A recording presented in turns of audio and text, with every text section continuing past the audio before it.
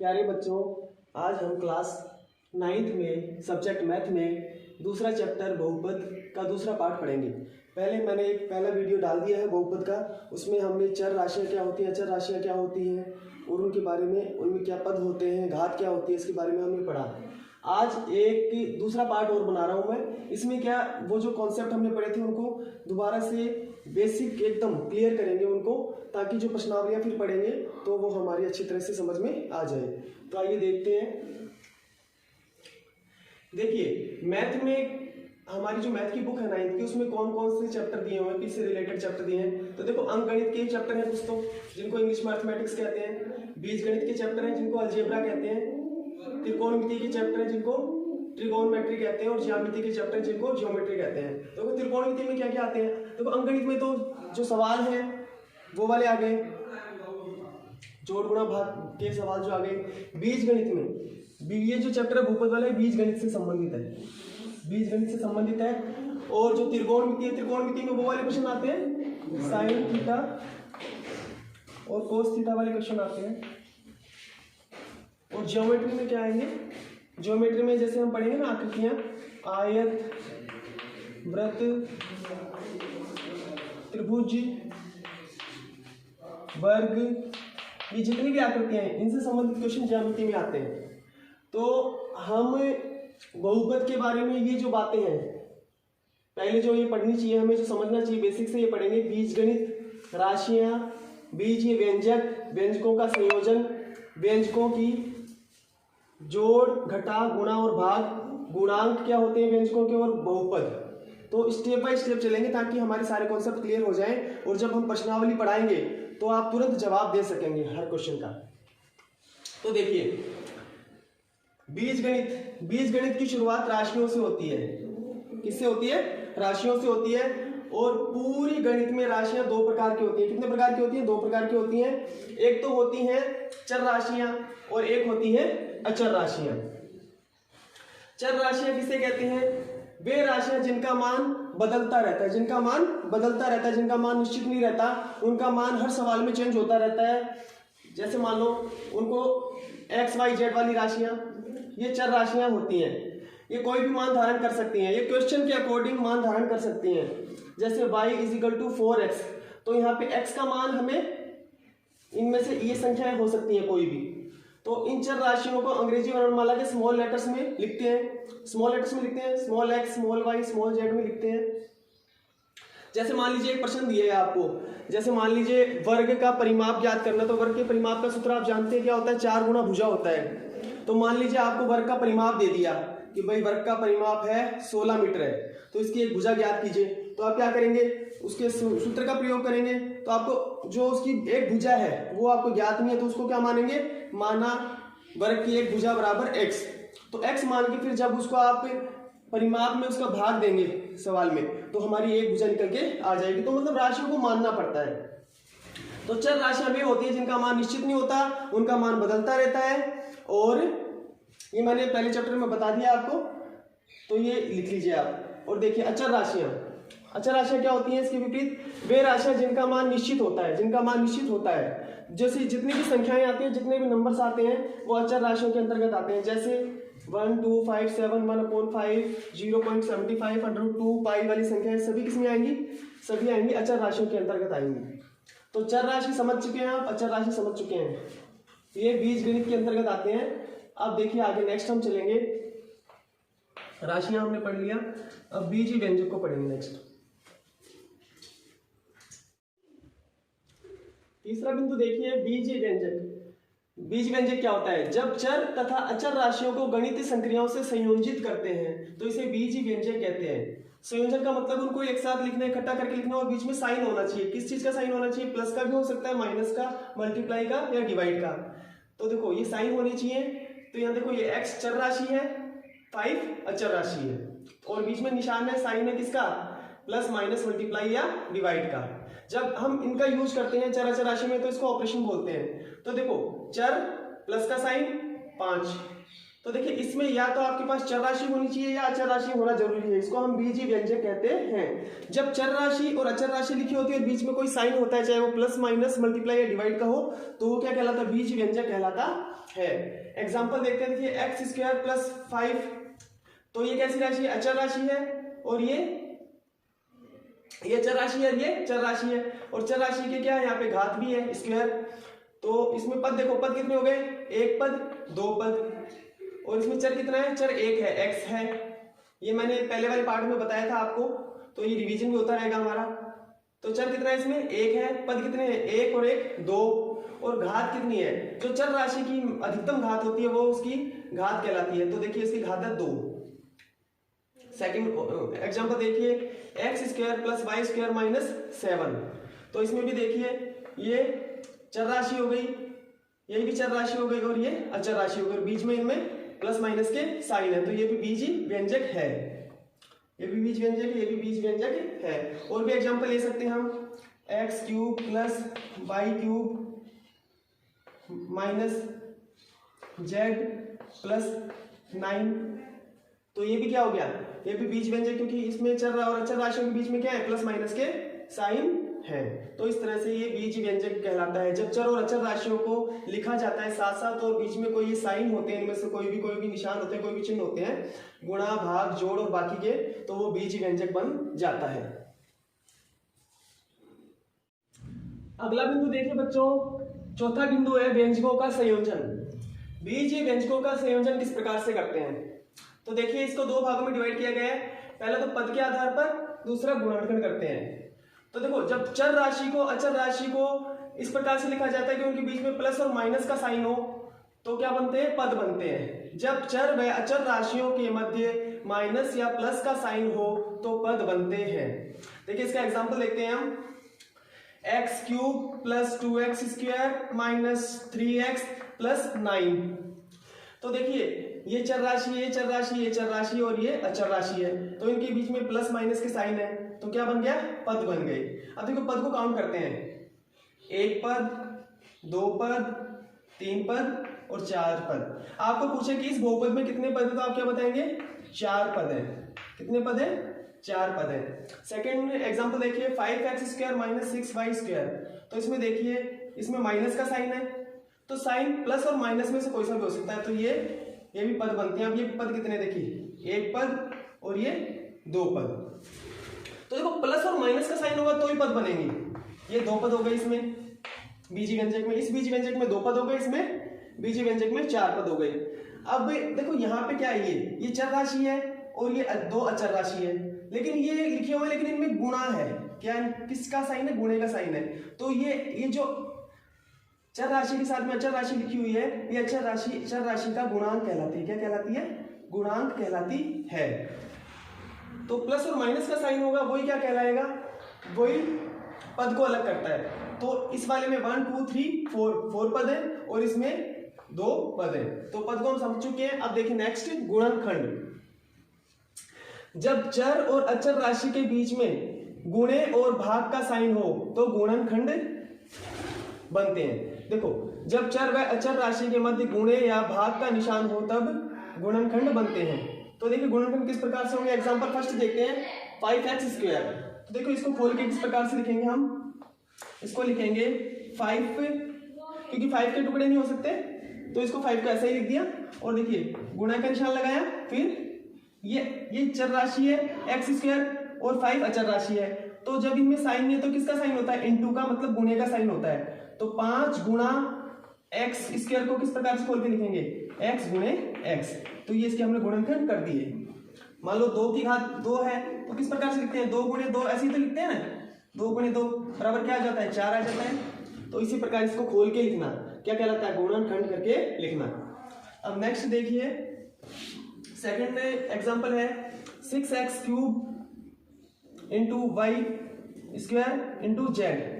तो देखिए इस प्रकार को, इसको किस प्रकार खोलेंगे, गुणनखंड करके किस प्रकार से लिखेंगे, 6 का गुणनखंड करें तो क्या आएगा, 2 गुणे में 3 आ जाएगा, और x की पावर कितनी है 3, तो गुणे का साइन लगा के x को 3 बार लिख देंगे, x इंटू एक्स, और फिर y की पावर कितनी है 2, तो इंटू का निशान लगाएंगे क्योंकि यहाँ पे गुणे का निशान, जहाँ पे कोई साइन नहीं होता इसका मतलब क्या होता है, बराबर में कोई संख्याएं लिखी होती है, कोई राशियां लिखी होती है, वो चर राशियां अचर राशियां लिखी होती है और बीच में कोई साइन दिखाई नहीं देता, इसका मतलब वो साइन मल्टीप्लाई का साइन होता है, गुणे का साइन होता है। तो देखिए वाई स्क्वायर है तो इसको y इंटू वाई और फिर z अकेला है, जहां पे इसकी z की पावर नहीं लगी तो इसका मतलब इसकी एक पावर है, z की पावर एक मान सकते हैं। अब एक लिखो चाहे ना लिखो उससे कोई फर्क नहीं पड़ता, तो इंटू z। तो इस प्रकार से हमने इसका गुणनखंड करके लिख दिया है। अब नेक्स्ट देखिए थर्ड है 20x square oblique 5y square. अब देखिए इसमें अगर ये तो है चर राशि, y स्क्वायर भी चर राशि है, 5 अचर राशि है और 20 अचर राशि है। अगर ये राशियां आपस में कटती है तो काट देंगे, कट जाएंगी, 5 एकम 5, 5 चौके 20, तो ऊपर आ गया 4x स्क्वायर और नीचे y स्क्वायर बच गया। तो 4 को पहले तो टुकड़े करके गुणनखंड करके लिखेंगे तो क्या हो जाएगा, इसका 2 गुणे 2 हो जाएगा और x को खोल के लिखेंगे तो x इंटू एक्स, बट्टे में क्या आ जाएगा y की पावर 2 है तो y इंटू वाई। ये इस प्रकार से इसको गुणनखंड करके लिखा। तो हमने अब बीजीय व्यंजकों का संयोजन पढ़ा, इसमें पद और गुणनखंड को हमने समझा। अब नेक्स्ट पॉइंट पढ़ेंगे। नेक्स्ट देखिए अब हम पढ़ेंगे व्यंजकों की प्लस माइनस मल्टीप्लाई और डिवाइड। तो व्यंजकों की योग घटा गुणा और भाग किस तरह से होती है वो देखेंगे। तो देखिए पहला योग करते हैं, तो ये एग्जांपल लिखा है हमने x square plus 2x plus 3 plus x square plus 5x plus 3। तो पहले क्या करते हैं, पहले ब्रैकेट को खोलते हैं, तो ब्रैकेट को खोल के लिखते हैं इनको x square plus 2x plus 3 plus में x square plus 5x plus 3। अब देखिए अब ऐड करेंगे इनको, तो देखो एक जैसे पद कौन से हैं उनको एक जगह लिख देंगे ऐड करके, एक्स स्क्वायर है और ये एक्स स्क्वायर एक जैसे पद है तो इनको लिख देंगे एक्स स्क्वायर और एक्स स्क्वायर क्या होगा, एक एक्स स्क्वायर एक एक्स स्क्वायर, तो हो गए 2x स्क्वायर, फिर प्लस का साइन लगा दिया। अब कर देते हैं 2x वालों को ऐड, 2x और 5x इनको ऐड कर देते हैं, जो चर और अचर राशि गुणांक में लिखी हो उनको कर देते हैं। तो 5x और 2x कितने हो गए, 7x हो गए, फिर प्लस का साइन लगा दिया। अब जो नंबर्स हैं जो अचर राशि हैं 3 और 3 इनको ऐड कर देते हैं तो 6। तो ये हमारा योग हो गया। तो इस तरह से योग करेंगे इनका, समान पदों को समान राशियों को योग करके लिखना है इसमें। तो इस तरह से बीजीय व्यंजकों का योग होता है। अब घटा देखो, घटा वाला एग्जांपल देखिए x square plus 5 minus x square minus 6। तो पहले ब्रैकेट को खोलेंगे, तो ब्रैकेट को खोलेंगे तो एक्स स्क्वायर प्लस 5 ये लिख दिया हमने। अब देखिए आगे देखिए यहाँ पे माइनस का साइन है और x किसका है, x प्लस का है, एक्स स्क्वायर प्लस का है। तो देखिए जब साइन भी साइन से मल्टीप्लाई होते हैं, तो जब माइनस से हमने पढ़ा है कि हमें पता है कि माइनस को प्लस से मल्टीप्लाई करते हैं तो रिजल्ट किस में आता है, माइनस में आता है, और माइनस को माइनस से मल्टीप्लाई होते हैं तो प्लस में आता है, ये हमें पता है। तो देखिए यहाँ पे ध्यान रखेंगे माइनस का साइन है और अंदर एक्स स्क्वायर प्लस का है, तो माइनस और प्लस मल्टीप्लाई होंगे तो रिजल्ट किस में आएगा, रिजल्ट आएगा माइनस में ही आएगा। तो माइनस का एक्स स्क्वायर आ गया। अब देखिए माइनस है बाहर, माइनस का साइन है, अंदर भी 6 किसका है, माइनस का है। तो माइनस और माइनस जब इंटू होते हैं, गुणा होते हैं, तो प्लस का साइन आता है, तो 6 किसका आएगा, प्लस का आएगा। अब देखिए एक जैसी कौन सी है, चर राशि देखिए एक्स स्क्वायर और यह एक्स स्क्वायर, लेकिन ये एक्स स्क्वायर तो प्लस की चर राशि है और ये माइनस की है, तो प्लस माइनस आपस में कट जाएंगे, कैंसिल आउट हो गए। और ये 5 प्लस का है और 6 भी प्लस का है, तो ये ऐड हो जाएंगे, 5 और 6 11, इसका रिजल्ट आ गया 11। तो इस तरह से बीजीय व्यंजकों का ये घटाव सीखा हमने। अब गुणा देखेंगे। अब देखो गुणा किस प्रकार से करते हैं, गुणा तो बहुत सिंपल है। पहले इन जो अचर राशि है उनको आपस में गुणा कर देते हैं, 3 को 2 से गुणा किया तो 6 आ गया, और x और y को एज इट इज लिख देंगे गुणा के रूप में। तो ये हमारा इसका रिजल्ट आ गया। अब देखिए नेक्स्ट में भाग 3x डिवाइड बाई 5x, तो इसको पहले ऐसे लिखेंगे बटे में 3x ऑब्लिक 5x। अब देखिए 3 से 5 कट नहीं सकता, हाँ x से x कैंसिल आउट हो सकता है, ये भी x से x कैंसिल आउट हो गया, तो क्या रिजल्ट आया 3/5। ये हमारा भाग की प्रक्रिया हो गई। तो इस तरह से हमने देखा कि व्यंजकों की योग, घटा, गुणा और भाग किस तरह से करते हैं हमने समझा। अब नेक्स्ट पढ़ेंगे हम गुणांक। नेक्स्ट देखिए गुणांक। बीजीय व्यंजकों का गुणांक क्या होता है? देखिए बीजीय व्यंजकों में जब चर राशि के साथ जो अचर राशि लिखी होती है वो गुणा में लिखी होती है, वह चर राशि का गुणांक कहलाती है। अब यहाँ पे देखिए ये एक्स स्क्वायर क्या लिखा है, 5x square plus 3x plus Y. तो देखिए एक्स स्क्वायर और x चर राशि है, y भी चर राशि है, और ये क्या है 5 और 3 अचर राशि है। अब देखिए ये है चर राशि और ये है अचर राशि। ये जो अचर राशि है 5, ये चर राशि का क्या है, गुणांक है। क्या है, गुणांक, क्योंकि गुणे में लिखी हुई है तो ये इसका गुणांक कहलाती है। तो देखिए यहाँ पे अगर कोई पूछे हमसे प्रश्न में कि एक्स स्क्वायर का गुणांक क्या है, इस वाले चर राशि का गुणांक क्या है, एक्स स्क्वायर का गुणांक हम लिखेंगे 5, ठीक है, क्योंकि 5 है। और इस x का पूछे, x का गुणांक क्या है, x जो चर राशि है उसका गुणांक क्या है, तो इससे गुणा में क्या लिखा हुआ है 3, तो इसका 3 हो गया। अब कोई पूछे y चर राशि का गुणांक क्या है, तो क्या बताएंगे आप, y का गुणांक बराबर, अब देखिए इससे गुणा में कोई नहीं लिखा हुआ, लेकिन जहां कोई गुणा में लिखा नहीं होता वहां पे 1 तो होता है ऑलरेडी। तो क्योंकि किसी भी संख्या को 1 से गुणा किया जाता है तो वो संख्या स्वयं आ जाती है, तो यहाँ पे y का गुणांक लिखेंगे हम 1। तो हमने अब गुणांक भी सीख लिया। अब नेक्स्ट बहुपद सीखेंगे हम। अब अगला पॉइंट है 7वां, बहुपद पढ़ेंगे हम। तो देखिए बहुपद को हम निम्नलिखित बिंदुओं के अंतर्गत पढ़ेंगे। फर्स्ट पॉइंट है बहुपद की घात के बारे में जानेंगे, सेकंड बहुपद का वर्गीकरण करेंगे, तीसरा है शेषफल प्रमेय, बहुपद की शेषफल प्रमेय के बारे में, चौथा बहुपद के शून्य क्या होते हैं उनके बारे में समझेंगे, और पांचवा गुणनखंड प्रमेय के बारे में समझेंगे। तो देखिए बहुपद किसे कहते हैं, एक बीजीय व्यंजक बहुपद कहलाता है। क्या बीजीय व्यंजक बहुपद कहलाता है? हाँ कहला सकता है, लेकिन इसकी एक शर्त है। वो शर्त क्या होंगी, ये 3 शर्तें अगर वो पूरी करता है तो वो बहुपद कहला सकता है। बीज व्यंजक किसे कहते हैं, जब चर राशि को अचर राशि के साथ प्लस माइनस के रूप में लिखा जाता है, प्लस माइनस मल्टीप्लाई डिवाइड के रूप में लिखा जाता है, तो क्या कहलाता है, बीजीय व्यंजक कहलाता है। अब क्या बीजीय व्यंजक एक बीजीय व्यंजक बहुपद कहलाता है, तो अगर वो ये 3 शर्तें पूरी करता है तो वो बीजीय व्यंजक बहुपद कहला सकता है। तो देखिए क्या है कंडीशन। पहली कंडीशन है प्रत्येक पद में चर की घात पूर्ण संख्या होनी चाहिए। प्रत्येक पद में चर की घात पूर्ण संख्या होनी चाहिए। जो चर राशि है ना, चर राशि मतलब जो एक्स वाई के रूप में होती है, एक्स वाई जेड के रूप में, उनकी जो पावर है वो पूर्ण संख्या होनी चाहिए। पूर्ण संख्या क्या होती है आपको पता है, पूर्ण संख्या को W से रिप्रेजेंट करते हैं, और वो क्या होती है 0 से स्टार्ट होकर 1 2 3 अनंत तक प्लस में होती है, वो संख्या पूर्ण संख्या होती है। अगर उनकी पावर इनमें से कोई भी हो, पॉजिटिव नंबर्स हो चर राशि की घात, तो वो क्या कहलाएगी, बहुपद कहलाएगा। सेकंड देखिए पदों की संख्या निश्चित होनी चाहिए, उसमें पद निश्चित होनी चाहिए। तीसरा है अचर संख्याएं वास्तविक संख्याएं होनी चाहिए। जो अचर संख्याएं हैं वो रियल नंबर होने चाहिए, अनरियल नंबर नहीं होने चाहिए। मतलब रियल नंबर से क्या तात्पर्य है, वो पूर्णांकों में से कोई भी हो सकते हैं। अब रियल नंबर में क्या क्या चीजें आती है, प्राकृत संख्याएं हो सकती हैं, पूर्ण संख्याएं हो सकती हैं, पूर्णांक हो सकते हैं, परिमेय संख्याएं हो सकती हैं, अपरिमेय संख्याएं हो सकती हैं, लेकिन रियल नंबर होने चाहिए, अनरियल नंबर नहीं होने चाहिए। अनरियल का नंबर का मतलब है, जैसे मान लो ये है √में -2, अब इसका मान क्या आएगा, ये हमारी कल्पना से बाहर की बात है, ये अनरियल नंबर है, तो ऐसा नहीं होना चाहिए। बाकी तो इसके अलावा कुछ भी वो चलेंगे। तो देखिए पहला एग्जांपल देखते हैं हम बहुपद का, कि यह बहुपद है या नहीं है। x³ + 2x² + 3x + 9। तो देखिए पद कितने इसमें, 1 2 3 4 पद हैं, और चर कौन सी है, x, यहाँ पे भी x, यहाँ पे, तो एक इसमें जो चर पूछे तो आप क्या बताएंगे, आप x चर है इसमें। और घात क्या बताएंगे इस बहुपद की, घात होगी x की पावर 3, जो सबसे बड़ी घात होती है, तो इसमें 3 सबसे बड़ी घात है, तो इसकी 3 घात हो जाएगी।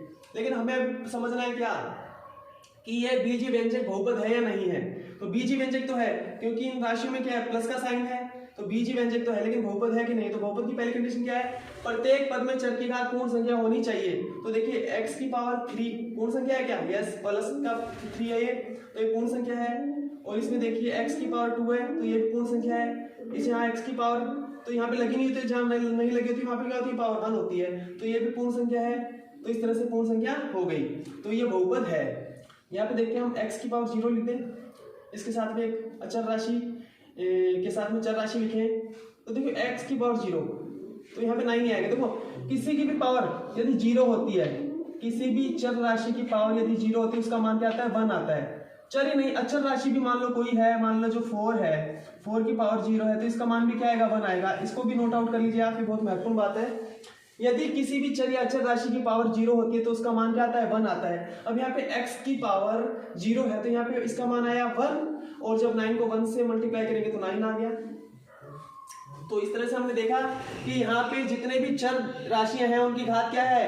पॉजिटिव नंबर्स हैं, प्लस के नंबर हैं, जो कि पूर्ण संख्या है, इसलिए यह जो है बीजी व्यंजक बहुपद है। तो लिख देंगे बहुपद है। सेकंड एग्जांपल देखते हैं, y की पावर 2 माइनस y की पावर -3 प्लस z। देखिए इसमें तो जो चर राशि है y उसकी पावर 2 है, जो प्लस है, पॉजिटिव नंबर है, तो ये तो इस कंडीशन को फुलफिल कर रहा है। लेकिन सेकंड देखिए y की पावर -3, तो -3 तो पूर्ण संख्या नहीं है, ये तो पूर्णांक में आ गया, नेगेटिव नंबर्स है, तो ये पूर्णांक है, नेगेटिव पूर्णांक है, तो इसलिए यह बहुपद नहीं है, यह बहुपद नहीं है। नेक्स्ट एग्जांपल देखते हैं, x की power 2 plus 1 upon x plus 3। देखिए यहाँ पे चर राशि x की पावर 2 है, पॉजिटिव नंबर है, पूर्ण संख्या है, तो ये तो क्या हो गया? पहली शर्त को पूरा कर रहा है। लेकिन यहाँ पे ये बट्टे में है 1/x, तो इसको ऊपर लेके जाएंगे, तो इसको ऊपर ले जाएंगे तो क्या होगा? x की पावर 2, और जब x नीचे बट्टे में से ऊपर जाएगा तो x की पावर क्या हो जाएगी? -1 हो जाएगी। इस कारण से क्या हो गया? यहाँ पे पूर्ण संख्या की जगह क्या हो गया? पूर्णांक आ गया माइनस का, तो ये भी क्या है? यह बहुपद नहीं है, यह व्यंजक बहुपद नहीं है।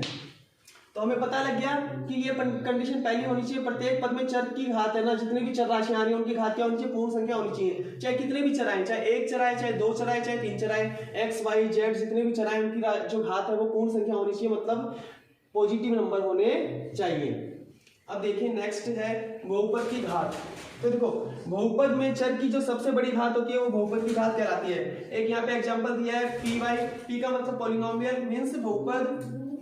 तो यहाँ पे देखिए, यहाँ पे पद कितने हैं? 1 2 3 4 4 पद है, और यहाँ पे चर क्या है? y y y, तो y चर है तो यहाँ पे y लिख दिया। अगर यहाँ पे x भी होता तो यहाँ पे yx लिखा जाता है। तो देखिए चर राशि पे सबसे बड़ी घात कौन सी है? इस पे देखो y पे 1 घात है, इस पे 2 घात है, इस पे 3 घात है, तो सबसे बड़ी घात 3 होगी, तो इसकी घात होगी 3। ये हमारा हो गया।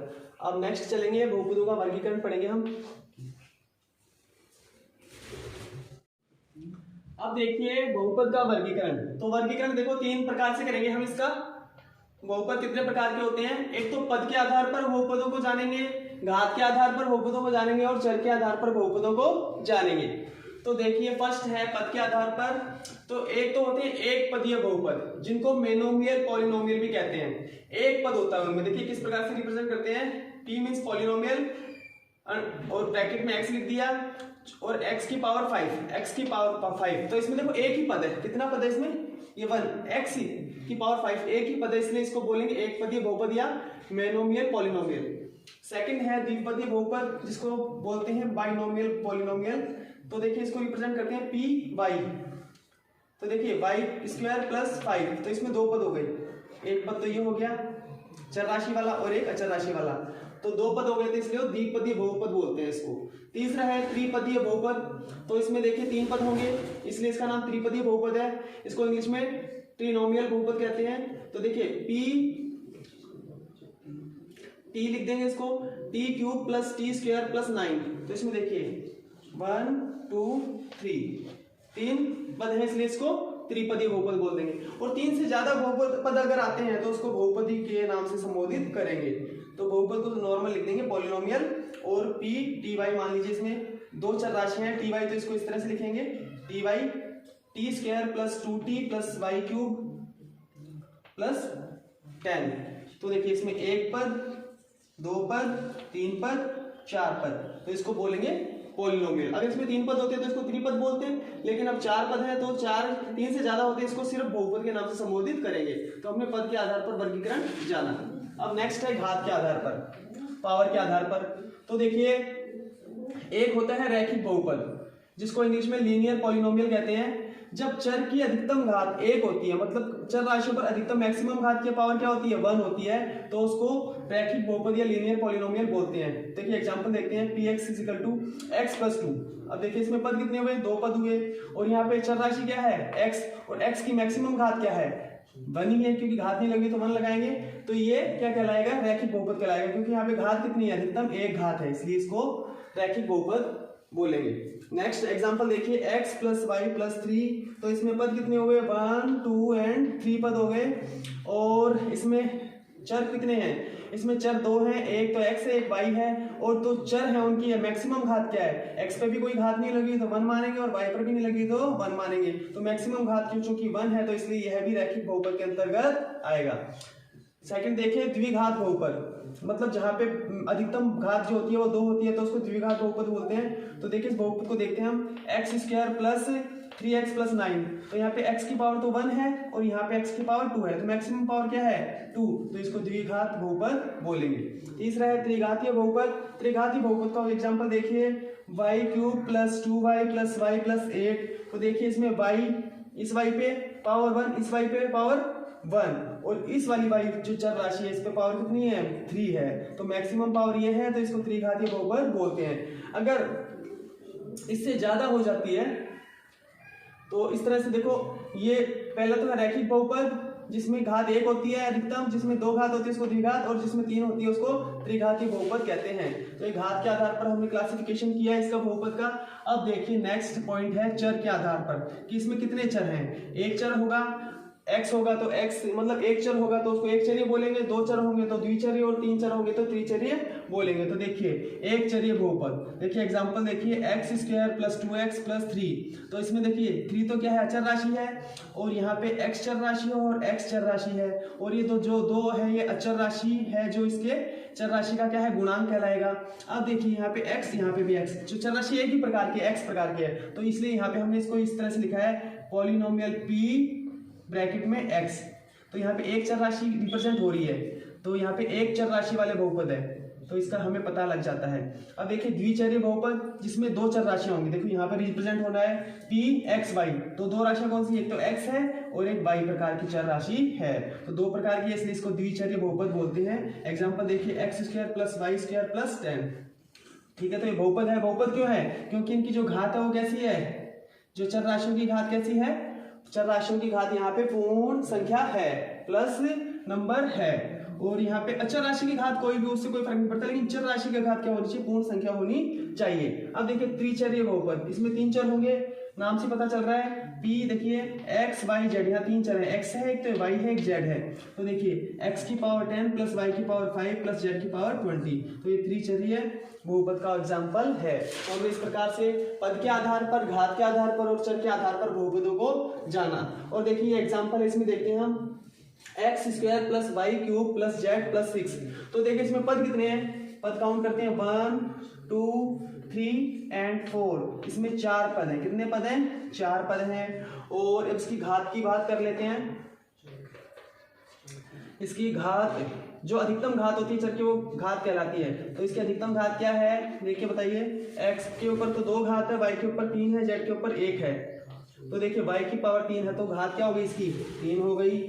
अब क्या देखना है हमें, चर, हाँ चर कितने हैं इसमें, चर देखते हैं, देखिए एक तो x है, एक y है, एक z है, तो इसमें 3 चर है, तो ये त्रिचरीय बहुपद है, ये त्रिचरीय बहुपद है। और चतुर्थपदीय बहुपद है, या इसको पॉलिनोमियल बोल देंगे, बहुपद ही बोलेंगे, क्योंकि 3 से ज्यादा होते क्या बोलते हैं, बहुपद ही बोलते हैं। और घात कितनी है इसकी, 3 घात है। तो मैं समझता हूँ आपको अच्छी तरह से समझ में आ गया, पद के आधार पर क्लासिफिकेशन, घात के आधार पर और चर के आधार पर आप पहचान करके इनका नामकरण कर सकते हैं। नेक्स्ट देखिए तीसरा पॉइंट है शेषफल प्रमेय। बहुपद की शेषफल प्रमेय के बारे में जानेंगे। तो देखिए शेषफल प्रमेय का मतलब क्या होता है, जैसे हम भाग देते हैं किसी भी संख्या में, जैसे मान लीजिए 3/2, तो 3 में 2 का भाग दिया जाएगा, तो 2 × 2, और इसमें से 3 में से 2 गया तो 1 बचा, तो ये शेषफल बच गया। ये तो संख्याओं के भाग की बात हो गई। अब देखिए यहाँ पे ये जो है इसको तो भागफल कहते हैं, और जिस संख्या में भाग दिया जाता है उसे क्या कहते हैं, भाज्य कहते हैं, और जिसका भाग दिया जाता है उसे भाजक कहते हैं। ये तो आप सभी परिचित हैं इस बात से। अब ये तो संख्याओं के भाग की बात हो गई, संख्याओं के शेषफल प्रमेय की बात हो गई कि ये शेषफल बचा है। संख्याओं का शेषफल प्रमेय इस प्रकार से ज्ञात कर लेंगे भाग देके।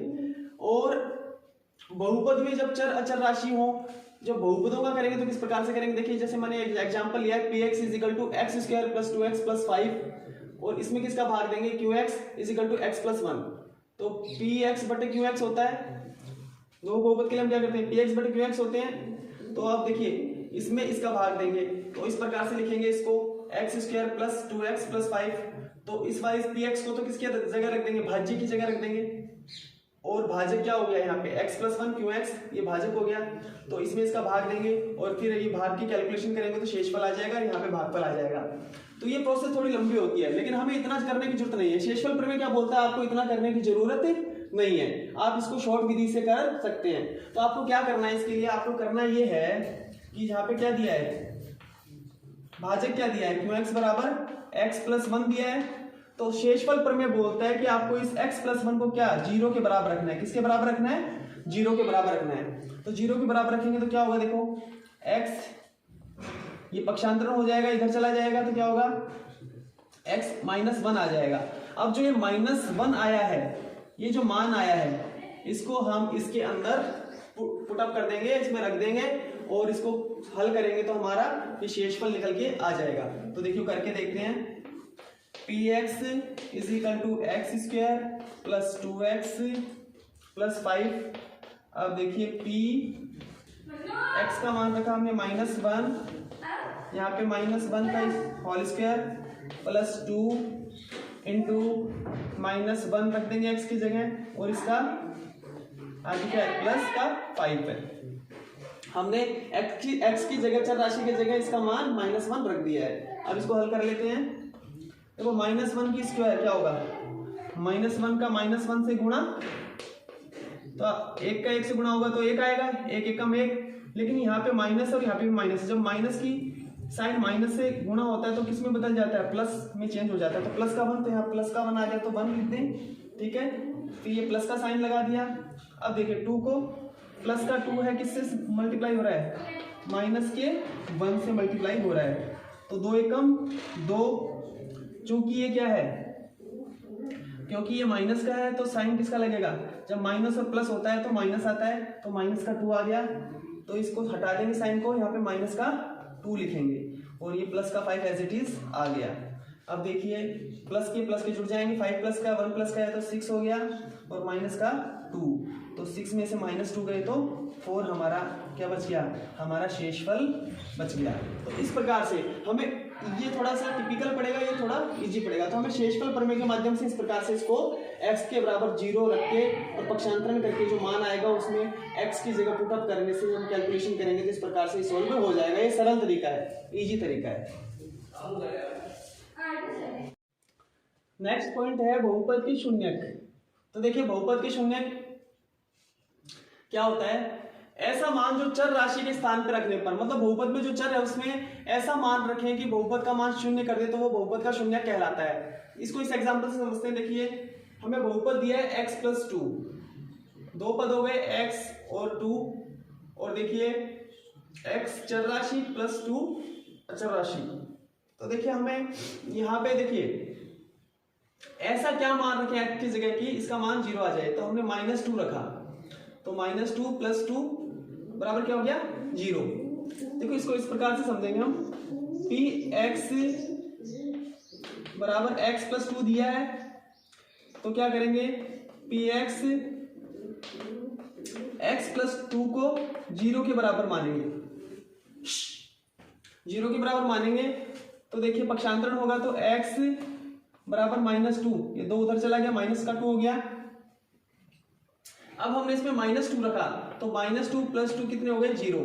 तो इस तरह से ऐसा मान रखें x के स्थान पर जो कि बहुपद का मान क्या कर दे, 0 कर दे, तो वो बहुपद का शून्यक कहलाता है। तो चर के स्थान पर ऐसा मान रखें कि वो बहुपद को 0 कर दे तो वो बहुपद का शून्यक कहलाता है। यदि हमें किसी बहुपद का शून्यक निकालना हो तो देखो इस प्रकार से हम निकालेंगे। ये एग्जांपल और देखते हैं, px = x + 3, ये बहुपद दिया x + 3 दिया है हमें। तो देखिए क्या करेंगे, बहुपद को शून्य के बराबर रखेंगे तो बहुपद x प्लस 3 को 0 के बराबर रखा तो इसका 3 का पक्षांतरण हो गया तो -3 में कन्वर्ट हो गया। -3 को x की जगह रख देंगे हम तो -3 प्लस 3 तो क्या आ गया रिजल्ट 0। तो बहुपद को शून्य कर दिया इसने तो -3 ने बहुपद को शून्य कर दिया। तो ये जो है ना -3 बहुपद का शून्य कहलाता है, जो x का मान है वो बहुपद का शून्य कहलाता है। अब देखिए यहाँ पे देखिए एक बहुपद और देखिए 2x प्लस 3 है तो 2x प्लस 3 को हमने 0 के बराबर रखा तो क्या हुआ 3 का पक्षांतरण हो गया उधर तो -3 में कन्वर्ट हो गया x इज इक्वल टू -3 और ये मल्टीप्लाई में इधर जाके डिवाइड में हो गया तो -3/2 आ गया। अब इस -3/2 को x के चर राशि के स्थान पर रखेंगे हम। यहाँ पे हमने चर राशि के स्थान पर रखा 2 गुणे में -3/2 प्लस 3। अब देखिए ये 2 है इससे कैंसिल आउट हो जाएगा क्योंकि मल्टीप्लाई में है तो क्या बच गया -3 प्लस 3 तो इसका रिजल्ट क्या आ गया 0। तो ये बहुपद का शून्यक है -3/2 ऐसा मान है जो कि बहुपद को शून्य कर दे तो ये बहुपद का शून्य कहलाता है। तो यहाँ पे -3/2 बहुपद का शून्यक है। तो हमने बहुपद की शून्य को समझा। अब गुणनफल प्रमेय के बारे में समझेंगे हम। नेक्स्ट पॉइंट देखिए बच्चों गुणनखंड प्रमेय। गुणनखंड प्रमेय क्या होती है तो देखिए हम जानते हैं कि यहाँ पे भाज्य लिखा होता है, जिसमें भाग दिया जाता है उसे भाज्य कहते हैं और जिसका भाग दिया जाता है उसे भाजक कहते हैं और जो यहाँ पे प्राप्त होता है वो हमें भागफल कहलाता है और नीचे शेषफल बचता है। तो देखिए भाज्य किसके बराबर होता है, भाज्य बराबर होता है भाजक गुणा भागफल प्लस शेषफल के। इसको इस प्रकार से रिप्रेजेंट कर सकते हैं px is equal to qx multiply tx plus 0। तो देखिए हम एग्जाम्पल के माध्यम से समझते हैं। जैसे गुणनखंड करना हो तो संख्याओं का गुणनखंड किस प्रकार से करेंगे हम। जैसे मान लीजिए मैंने 15 में भाग दिया 3 का तो यहाँ पे भाज्य क्या है 15 और 3 भाजक है तो कितनी बार जाएगा 3 पंजे 15 0 बच गया शेषफल। तो इस प्रकार से भी लिख सकते हैं 15 इज इक्वल टू 3 गुणे में 5। ठीक है। अब नेक्स्ट देखिए 14 में 2 का देते हैं 2 7 जा 14 तो 0 शेषफल। इसको इस प्रकार से रिप्रेजेंट करेंगे। 14 के गुणनखंड क्या होंगे 2 गुणे में 7। तो भाज्य बराबर क्या होता है भाज्य गुणा भागफल, भाज्य बराबर भाज्य गुणा भागफल। तो इस प्रकार से हम गुणनखंड प्रमेय करते हैं। तो इस प्रकार से हम जो बहुपद है उनकी गुणनखंड प्रमेय करेंगे। तो देखिए बच्चों आज हमने सारी बातें पढ़ी बहुपद के बारे में, पूरा विस्तार से पढ़ा है। अब ये चैप्टर इसका डेफिनेशन कंप्लीट हो गई है। अब नेक्स्ट प्रश्नावली पढ़ेंगे, उसमें क्वेश्चन को सॉल्व करेंगे। तो ये हमारा चैप्टर कंप्लीट हो गया है। ठीक है।